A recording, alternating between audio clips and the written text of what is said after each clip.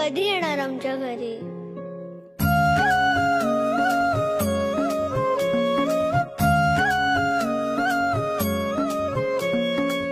देवा तुझ्याच साठी उघडून दार, वाट पाहून झाली फार।